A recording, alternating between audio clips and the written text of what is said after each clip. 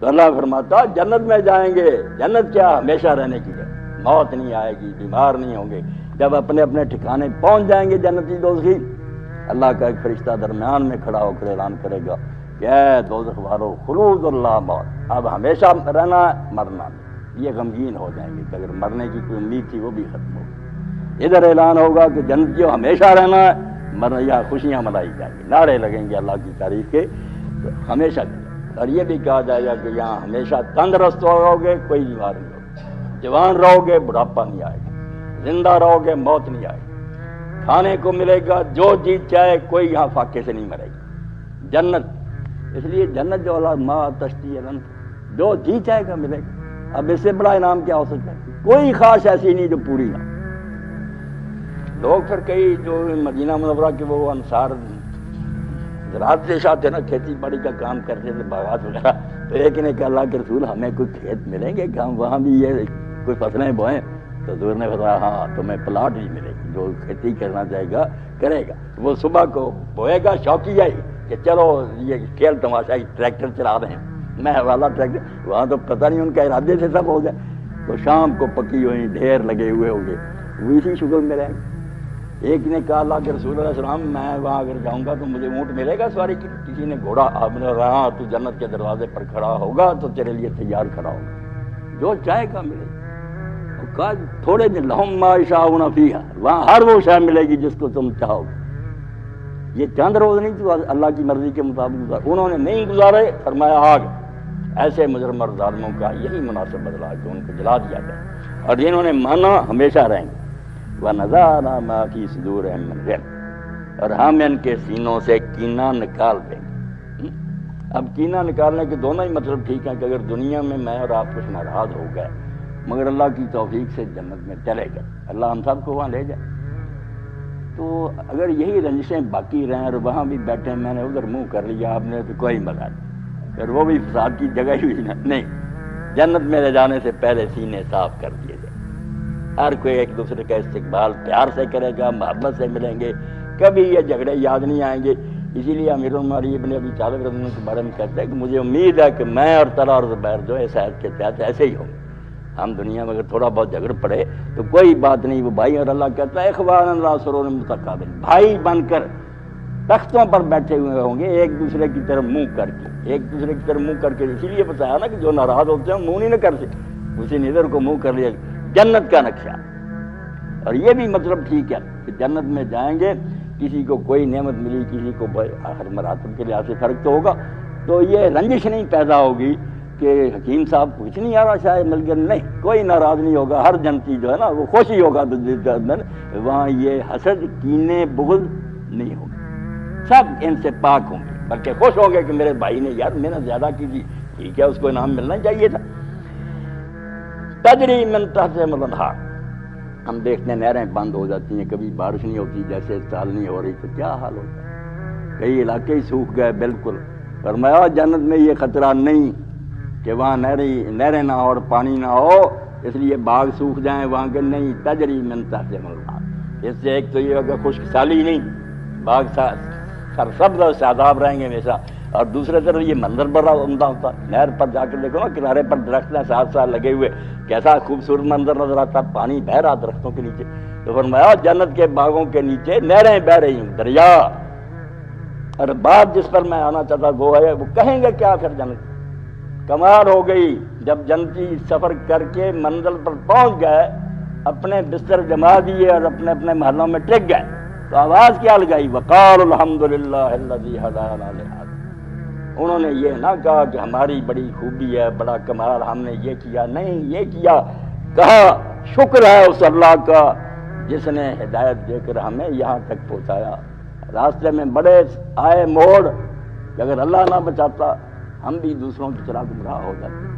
کتنے ہیں جو سڑک پر چڑھے ہی نہیں، اور کتنے چڑھے راستے سے ہی وہ پلٹ گئے، کوئی ادھر نکل گیا کوئی ادھر۔ اسی لیے دعا سکھائی گئی نا کہ کہتے رہو ربنا لا تزغ قلوبنا بعد اذ ہدیتنا، اگر تو نے سیدھا راستہ دکھا دیا تو اب ہمارے دلوں کو سنبھال کر رکھنا کہ یہ ٹیڑھے نہ ہو جائیں، ہر وقت خطرہ ٹیڑھے ہونے۔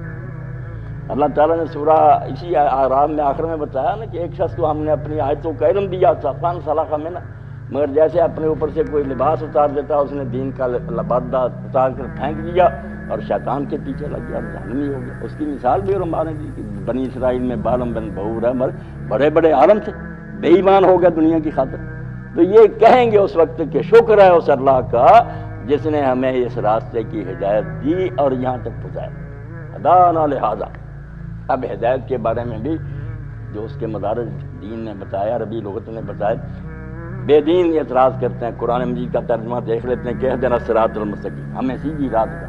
وہ کہتے ہیں یار تمہیں سیدھی راہ ملی ہی نہیں، مسلمان ہو کر بھی ابھی تم کہتے سیدھے تمہارا دین کوئی نہیں، تم اب بھی ہدایت مانگتے ہو۔ اور ظالم کے بیٹو کیا تمہیں سمجھایا کہ ہدایت کا کوئی ایک مرحلہ کہ اگر کسی شے کی سمجھ نہیں آئی تو وہاں یہ دعا ہے کہ ہمیں اس بارے میں سیدھی بات سمجھا دے، جو درست ہے نا بات سمجھا۔ یہ بھی بہت سے مسئلے ہیں، صرف دین کے بارے میں، اور بھی ہر وقت جو معاملے پیش آتے ہیں ضرورت ہوتی ہے کہ اللہ تعالیٰ صحیح بات سمجھائے کو غلط دنیا کے ہوں، دین کے ہر موقع پر۔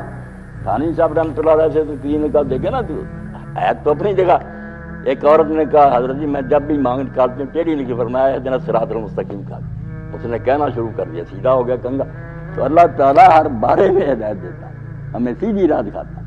اور یہی بات ہے جو فرعون نامراد نے جب موسیٰ علیہ السلام سے کہ کون ہے تیرا رب، انہوں نے تعریف ہی کیا کی، رب کیا، رب کا تعارف کرایا، ربنا الذی اعطی کل شیء خلقہ ثم ھدی، ہمارا رب وہ ہے جس نے ہر شے کو بنایا ہے اور پھر ہر شے کو اس کا طریقہ سمجھایا ہے۔ بے جان چیزیں بھی جانتی ہیں کہ ہم نے اس طرح کام کرنا۔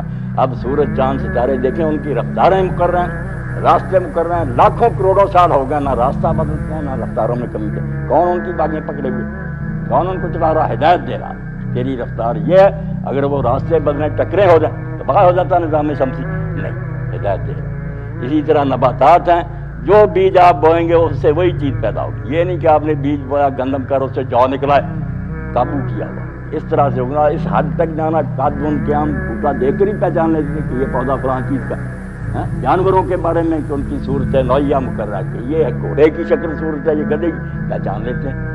ہر شے کو ہدایت دے رہا۔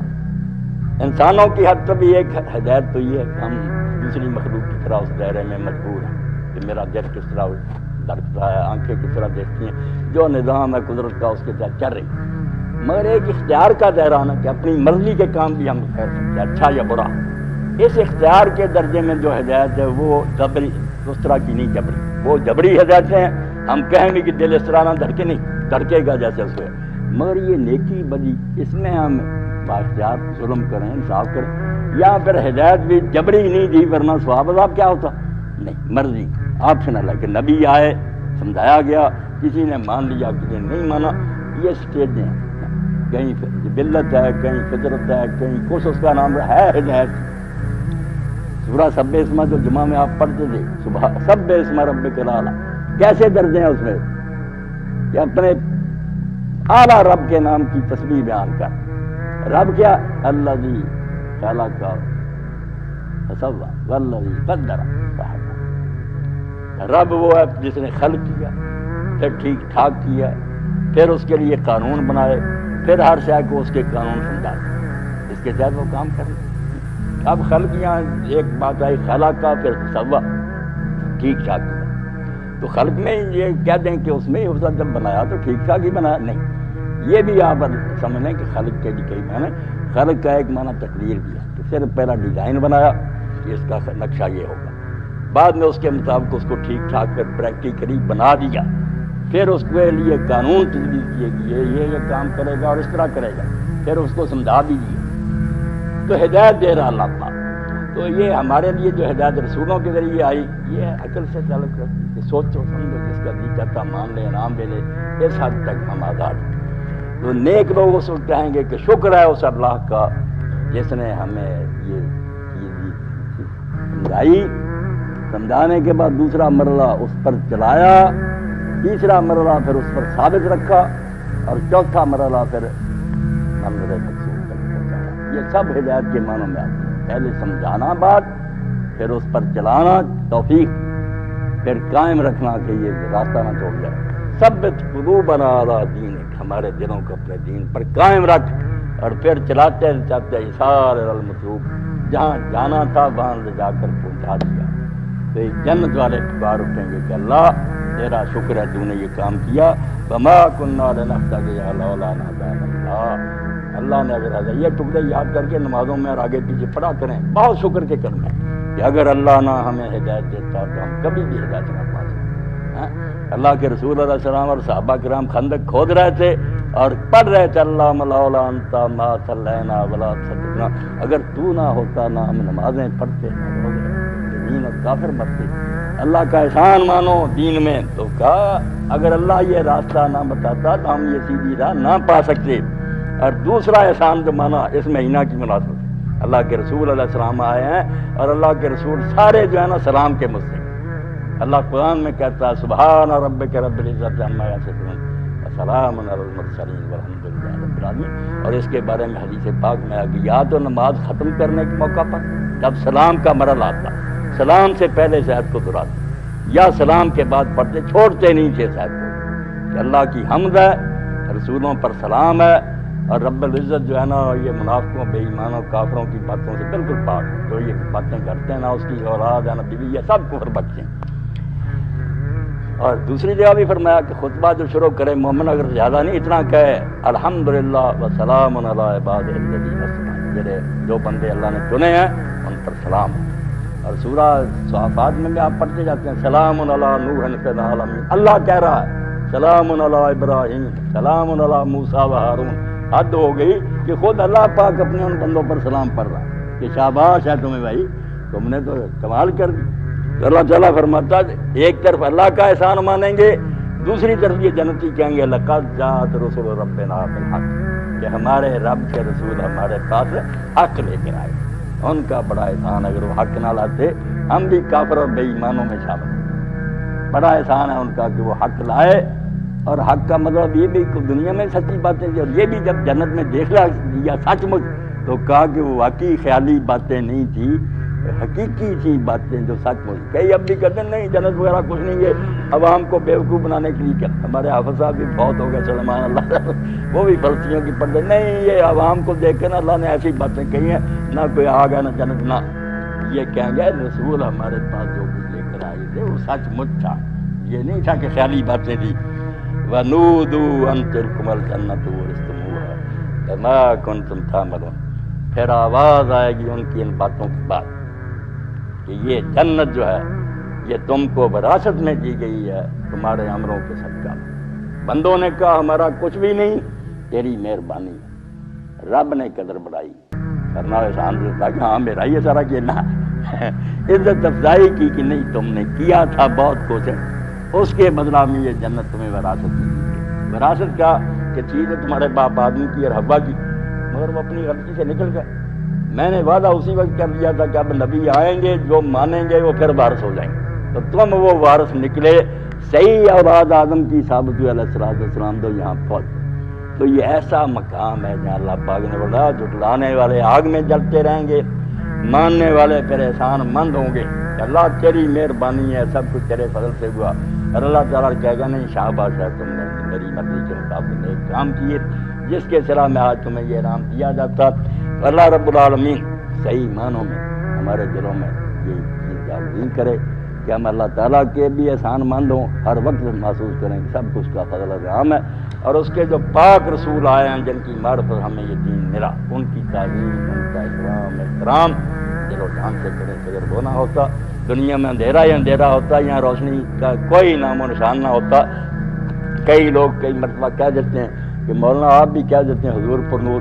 میں کہتا ہوں یار حضور میں نور نہ ہوتا تو ہم سارے اندھیروں میں ہوتے نا. اگر وہ خود اندھیرا ہوتے تو ہدایت کہاں ملتی؟ تم کیوں ظاہروں کی باتوں پر جاتے ہو؟ قرآن کہتا ہے کہ یخرج من الظلمات الی النور, اللہ اور اس کا نبی اندھیروں سے نکال کے روشنی کی طرف لاتا.